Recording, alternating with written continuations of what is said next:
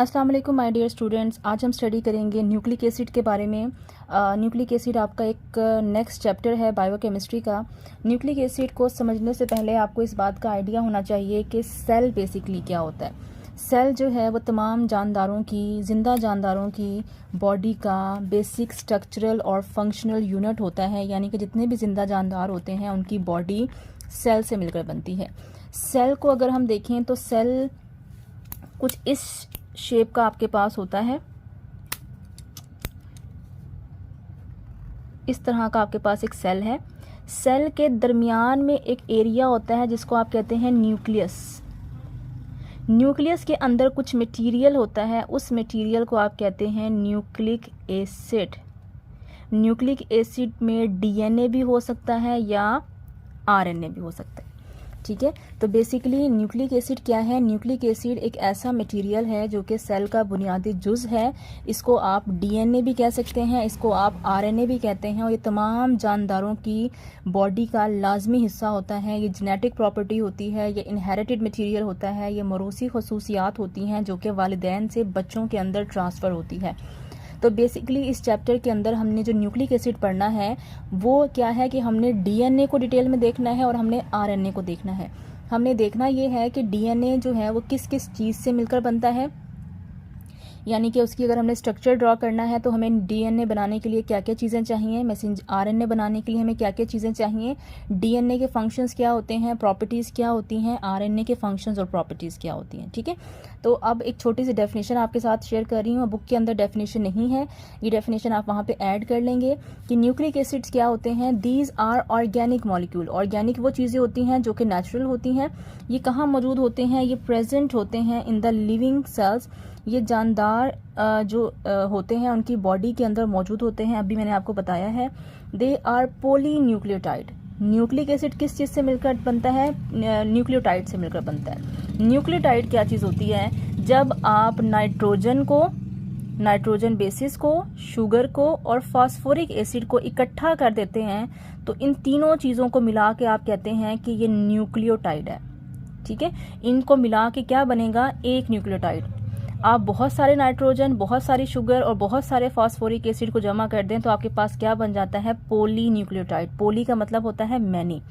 सो nucleic acid जो है ये पोली न्यूक्लियोटाइड होता है। यानी कि अगर आप स्ट्रक्चर देखेंगे डीएनए का तो आपको नज़र आएगा कि डीएनए के स्ट्रक्चर के अंदर जो है वो बहुत सारे आपको न्यूक्लियोटाइड नज़र आएंगे। इसलिए वो आपसे कह रहा है कि ये पोली न्यूक्लियोटाइड है। इसके अंदर बहुत सारी नाइट्रोजन बेसिस होंगी, बहुत सारे आपको इसके अंदर शुगर नज़र आएंगे और बहुत ज़्यादा आपको इसके अंदर फास्फोरिक एसिड जो हैं वो नज़र आएंगे।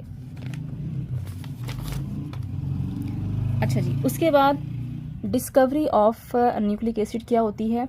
बुक के अंदर मेंशन किया गया है, एमसीक्यू में भी ये चीज़ पूछ ली जाती है कि न्यूक्लिक एसिड जो थे वो सबसे पहले डिस्कवर किए गए थे। फर्स्टली डिस्कवर्ड कहाँ पे डिस्कवर हुए थे? In the nuclei of the pus cell. In the nuclei of pus cell. Pus cell क्या होता है कि अगर आपको कहीं पे कोई दाना बन जाए तो दाने के अंदर जो मवाद होता है उसको पस कहते हैं।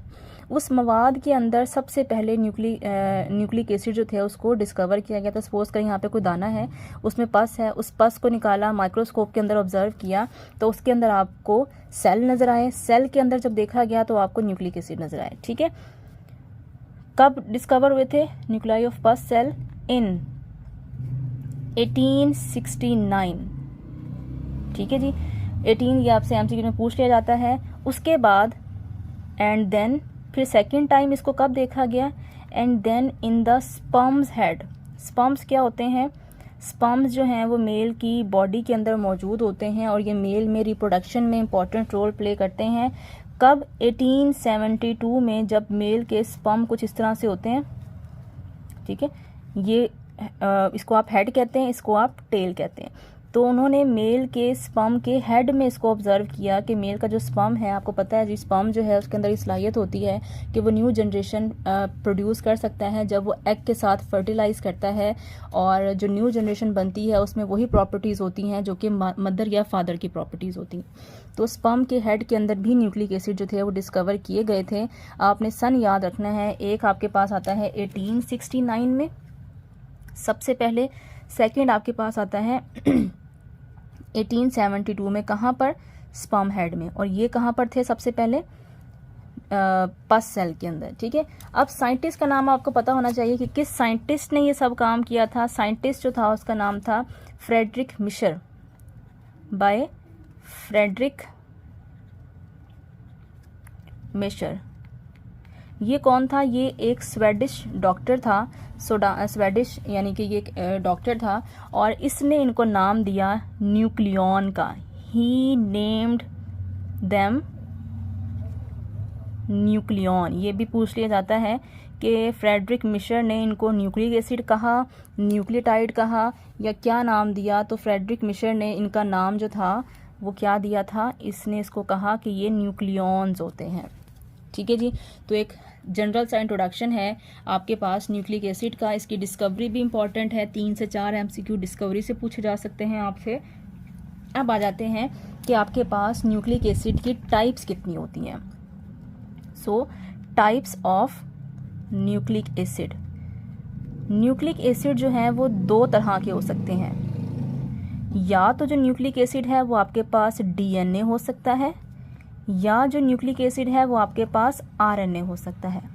ठीक है, ये नाम आपने 9th 10th में भी सुने होंगे कि DNA क्या होता है? DNA का पूरा नाम होता है deoxy ribo nucleic acid. This is deoxy ribo nucleic acid. RNA क्या होता है? RNA को हम कहते हैं राइबो न्यूक्लिक एसिड। ठीक है, मोस्टली क्या होता है? DNA जो है वो आपके पास डबल हेलिकल स्ट्रक्चर होता है कुछ इस तरह से। RNA हमारे पास सिंगल स्ट्रैंडेड होता है। But in the case of virus, ठीक है, नॉर्मल लोगों में या इंडिविजुअल्स में क्या होता है? DNA डबल स्ट्रैंड होता है, RNA सिंगल स्ट्रैंड होता है। लेकिन कुछ वायरस ऐसे भी हैं जिनमें DNA कैसा होता है? सिंगल स्ट्रैंडेड होता है। किसमें? कुछ वायरसेस में, सब में नहीं, कुछ वायरसेस में। और RNA कैसा होता है? RNA डबल स्ट्रैंडेड होता है। किसके अंदर? वायरस के अंदर। तो ये कंसेप्ट आपने याद रखना है कि ज़रूरी नहीं है कि DNA हमेशा सिंगल स्ट्रैंडेड होगा, डबल स्ट्रैंडेड होगा, और RNA हमेशा सिंगल स्ट्रैंडेड होगा। एक्सेप्शंस हर जगह पाई जाती हैं। वायरस के केस में DNA सिंगल भी हो सकता है और RNA डबल स्ट्रैंडेड भी हो सकता है। अब दूसरी बात कर लेते हैं कि जो हमारे पास न्यूक्लिक एसिड है उसको बनाने के लिए आपको कौन कौन से मेन कंपोनेंट्स चाहिए। तो हेडिंग हमारे पास आती है कंपोनेंट्स ऑफ न्यूक्लिक एसिड। कि न्यूक्लिक एसिड है, चाहे वो DNA है, चाहे वो RNA है, उसको बनाने के लिए आपको क्या क्या चीज़ें चाहिए। तो आपने डेफिनेशन में ऊपर मेंशन किया है कि हमें नाइट्रोजीनस बेसिस चाहिए, शुगर चाहिए और फॉस्फोरिक एसिड चाहिए। तो यही 3 बेसिक कंपोनेंट्स हैं, इनको हम यहाँ पे मेंशन करते हैं। पहली चीज़ आपको क्या चाहिए? नाइट्रोजीनस बेसिस चाहिए। दूसरी चीज़ हमें क्या चाहिए? दूसरी चीज़ हमें शुगर चाहिए। शुगर कौन सी हो सकती है? शुगर जो है वो आपके पास राइबोज भी हो सकती है या आपके पास डीऑक्सी राइबो शुगर भी हो सकती है। अगर आप RNA की बात करेंगे तो शुगर का नाम होगा राइबोज शुगर। अगर आप DNA की बात करेंगे तो शुगर का नाम होगा डीऑक्सी राइबोज शुगर। नाम बता रहा है ना आपको DNA RNA का। तीसरी चीज़ आपके पास जो होती है वो फॉस्फोरिक एसिड होता है। ये 3 चीज़ें आपके पास हैं तो आपके पास न्यूक्लिक एसिड इजीली बन सकता है। या अगर आप न्यूक्लिक एसिड को माइक्रोस्कोप में खोल के या कंपाउंड माइक्रोस्कोप में खोल के चेक करेंगे तो ये 3 चीज़ें आपको नज़र आएंगी। अब आपने याद ये रखना है, 2 डेफिनेशंस यहाँ पे बनती हैं। एक डेफिनेशन होती है न्यूक्लियोसाइड, एक डेफिनेशन होती है न्यूक्लियोटाइड। डिफरेंस क्या है? जब आप नाइट्रोजीनस बेसिस और शुगर को इकट्ठा पढ़ते हैं तो इसको हम कहते हैं न्यूक्लियोसाइड। ठीक है, किस किस का कॉम्बिनेशन है? Nitrogenous bases plus sugar are called nucleoside. जबकि अगर आप नाइट्रोजीनियस बेसिस प्लस शुगर और प्लस फास्फोरिक एसिड को मिला के पढ़ते हैं तो इसको आप कहते हैं न्यूक्लियोटाइड। तो ये बात आपने याद रखनी है डेफिनेशन में कि न्यूक्लियोसाइड क्या होता है और न्यूक्लियोटाइड क्या होता है। बुक के अंदर ये डेफिनेशन मेंशन की हुई है कि what is nucleoside and nucleotide, combination of nitrogenous basis with sugar is called nucleoside, while combination of nitrogenous basis with sugar and phosphoric acid is called nucleotide. और जो न्यूक्लिक एसिड होता है उसके अंदर न्यूक्लियोटाइड जो है वो मौजूद होते हैं। या मैं कह सकती हूँ जो न्यूक्लिक एसिड होता है उसमें जो न्यूक्लियोसाइड है वो फास्फोरिक एसिड के साथ कंबाइन हुआ होता है। एक ही बात है दोनों, दोबारा बता रही हूँ। या मैं कह सकती हूँ कि न्यूक्लिक एसिड जो है उसके अंदर न्यूक्लियोटाइड होते हैं। दूसरी कंडीशन में ये कह सकती हूँ कि जो न्यूक्लिक एसिड है इसमें जो न्यूक्लियोसाइड है यानी कि ये दोनों ये कंबाइन होते हैं फास्फोरिक एसिड से, तो क्या बन जाएगा? न्यूक्लियोटाइड बन जाएंगे। ठीक है, तो ये डेफिनेशन आपने याद रखनी है। अब आपको शुगर की समझ आ गई जी। शुगर कौन सी होगी? डीएनए होगा। चले हम यहाँ पे लिख लेते हैं। किसको कैसे लिखें? इसको हम लिखते हैं, यहाँ डीएनए लिख लेते हैं। ठीक है, यहाँ पे हम आरएनए लिख लेते हैं। ऊपर हम मेंशन करते हैं कि इनकी शुगर के क्या नेम होंगे और इनके नाइट्रोजीनस बेसिस के क्या नेम होंगे। ठीक है, दिस इज़ एक कंपैरेटिव स्टडी हो जाएगी। इसमें हम इसको इस तरह से मेंशन कर लेते हैं। अच्छा, इससे पहले मैं आपको एक और चीज़ बता दूं।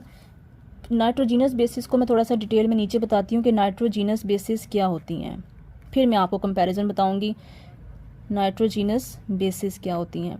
नाइट्रोजीनस बेसिस जो हैं वो दो तरह की बेसिस होती हैं जिसमें नाइट्रोजन लाजमी होता है।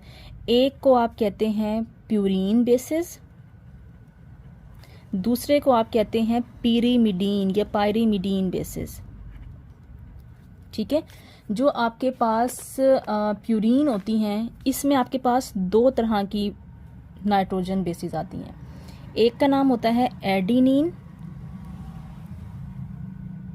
आई होप आपको नज़र आ रहा होगा। एक का नाम होता है एडिनिन, दूसरे का नाम होता है ग्वानिन। ठीक है जी, एक का नाम है आपके पास, ये थोड़ा सा इसको ऐसे कर लेते हैं। ठीक है, एक का नाम है एडिनिन, इसको आप ए कह सकते हैं, इसको आप जी कह सकते हैं। पीरिमिडीन की फिर दो बेसिस होती हैं।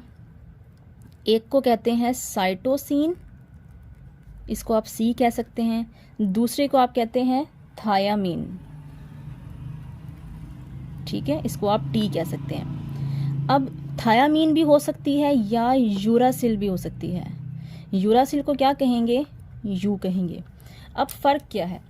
फ़र्क ये है, पहले मैं आपको सिंपली बताती हूँ। नाइट्रोजन बेसिस आपके पास दो हैं, प्यूरीन्स और पीरीमिडीन्स। प्यूरीन दो हैं, पीरीमिडीन दो हैं। प्यूरीन को एजी से याद करते हैं, पीरीमिडीन को सीटी से याद करते हैं। ठीक है, सीटीयू से याद करते हैं। अब डीएनए और आरएनए की नाइट्रोजीनस बेसिस में क्या फ़र्क है? देखें, अगर आपके पास डीएनए है, नाइट्रोजीनस बेसिस कौन कौन सी हैं? प्यूरीन्स भी हैं और पीरीमिडीन भी हैं। डीएनए की जो प्यूरीन है वो कौन सी होती हैं और डीएनए की पीरीमिडीन्स कौन सी होती हैं, ये आपने याद रखना है। इसी तरह से आरएनए की प्यूरीन्स कौन कौन सी होती हैं, आरएनए की पीरीमिडीन्स बेसिस कौन कौन सी होती हैं। याद रखिएगा, प्यूरीन बेसिस जो हैं वो डीएनए हो या आरएनए हो उस दोनों के अंदर सेम होती है, यानी कि डीएनए की प्यूरीन बेसिस भी ए और जी होगी और आरएनए की प्यूरीन बेसिस भी ए और जी होगी। फिर फ़र्क क्या है? फ़र्क जो आता है वो आता है आपके पास पीरीमिडीन बेसिस में। अगर पिरिमिडीन बेसिस में आपके पास सी और टी मौजूद है, यानी कि साइटोसिन और थायामीन मौजूद है, तो आप कहते हैं कि ये डीएनए का स्ट्रक्चर है। अगर आपके पास बेस के अंदर सी और टी की जगह सी और यू मौजूद है, तो इसको आप कहते हैं कि ये आरएनए का स्ट्रक्चर है। अगर आप गौर करें, आपको कोई बेसिस दे दे और आपसे पूछे कि मुझे बताएं कि एक ग्रुप है उसके अंदर ये 4 बेस हैं, तो आप मुझे बताएं कि ये डीएनए की बेसिस है या आरएनए की बेसिस है। तो आपको पता होगा कि अगर टी है, थायामीन है, तो ये डीएनए का स्ट्रक्चर है। अगर टी की जगह यू है, बाकी तीनों चीज़ें सेम है, तो ये किसका स्ट्रक्चर है? ये आरएनए का स्ट्रक्चर है। तो ये अक्सर एमसीक्यू में पूछ लिया जाता है या वाइवा में भी इससे रिलेटेड बातें पूछ ली जाती हैं कि जो बेसिस है नाइट्रोजन बेसिस, उसमें डीएनए और आरएनए में क्या डिफरेंस होता है। तो 3 चीज़ें सेम होती हैं, एक बेस की डिफरेंस की वजह से डीएनए अलग हो जाता है और आरएनए अलग हो जाता है। शुगर कौन सी होती है? अगर डीऑक्सीराइबोज शुगर है तो उसको डीएनए कहते हैं। अगर राइबोज शुगर है सिंपली, तो उसको आप क्या कहते हैं? आरएनए कहते हैं। और फास्फोरिक ग्रुप दोनों में क्या होता है? सेम होता है। फॉस्फेट या क्या लिखा है मैंने यहाँ पे? Phosphoric acid. फॉस्फोरिक एसिड ये आपके पास डीएनए में भी प्रेजेंट होता है, ठीक है जी।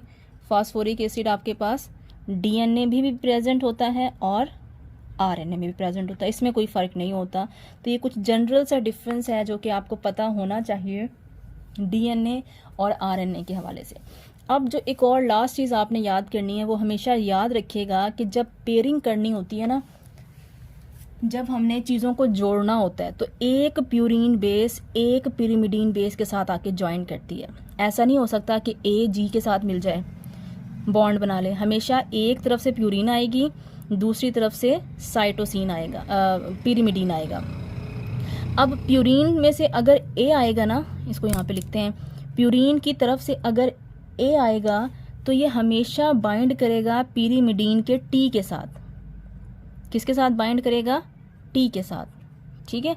अगर प्यूरीन से जी आएगा तो ये हमेशा किसके साथ बाइंड करेगा?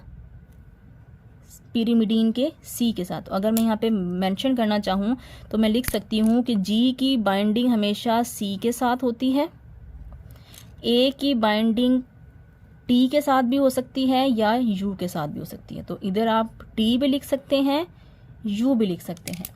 अगर डीएनए का स्ट्रक्चर है तो ए हमेशा टी से बाइंड करेगा, अगर आरएनए का स्ट्रक्चर है तो ए किससे बाइंड करेगा? यू से बाइंड करेगा। अगर और जी हमेशा, क्योंकि जी और सी दोनों में सेम है, ग्वानिन और साइटोसिन, लिहाजा जी और सी डीएनए में भी सेम होते हैं और आरएनए में भी सेम होते हैं। तो आपने ये बाइंडिंग भी याद रखनी है, दिस इज कॉल्ड बाइंडिंग, ठीक है। प्यूरीन बेसिस के नाम याद होने चाहिए, पिरिमिडीन बेसिस के नाम याद होने चाहिए। फिर आपको ये याद होना चाहिए कि कौन सी बेस किसके साथ जाके बाइंड करती है। ए सी के साथ बाइंड नहीं कर सकती या ए जी के साथ बाइंड नहीं कर सकती, क्योंकि इनका बॉन्ड नहीं बनता। इसी तरह से टी जी के साथ बाइंड नहीं कर सकती या यू जी के साथ बाइंड नहीं कर सकती। सेम सी ए के साथ बाइंड नहीं कर सकती, सी टी के साथ बाइंड नहीं कर सकती, सी यू के साथ बाइंड नहीं कर सकती। जो बॉन्ड है वो हमेशा इसी तरह से बनता है। और ये जनरल सा इंट्रोडक्शन था आपके पास न्यूक्लिक एसिड का। आई होप आपको समझ आ गया होगा। नेक्स्ट इससे रिलेटेड जो फर्दर आपकी कन्फ्यूजन है वो आपको अगले लेक्चर में हम क्लियर कर देंगे। अगर वीडियो आपको पसंद आई है तो please like and share this video. Thank you so much. अल्लाह हाफ़िज़।